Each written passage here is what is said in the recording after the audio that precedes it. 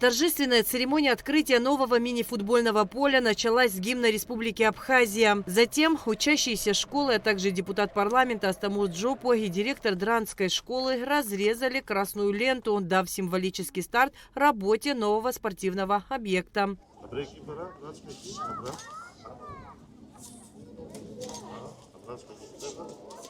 С открытием нового мини-футбольного поля в школе учащихся поздравил вице-президент республики Беслан Бигвава. Руководство страны делает очень много для того, чтобы в наших городах и селах были такие спортивные площадки для развития спорта.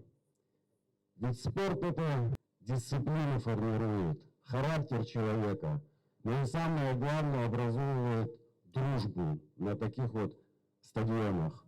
Строительство нового мини-футбольного поля под ключ заняло 6 месяцев. По словам депутата Народного собрания Астамура Джопо, на строительство данного объекта было потрачено 7,5 миллионов рублей из государственного бюджета.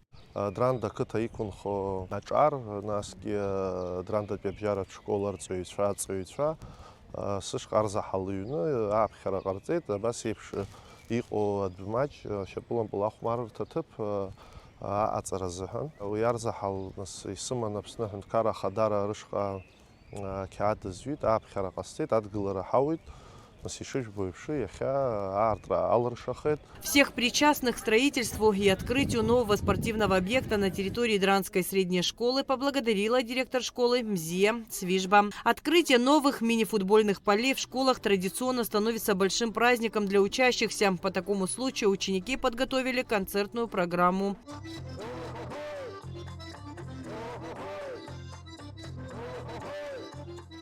Спортивная площадка соответствует всем необходимым современным требованиям. Безусловно, теперь здесь будут заниматься спортом не только учащиеся этой школы, но и все любители спорта.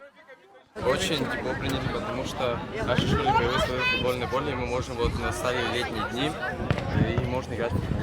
Развитию спорта в республике уделяется большое внимание. Так, в прошлом году при содействии Краснодарского регионального отделения движения «Россия молодая» были открыты 12 спортивных площадок по всей республике. Работа в данном направлении продолжается. Надежда Сагария, Камила Джопо, Абхазское телевидение.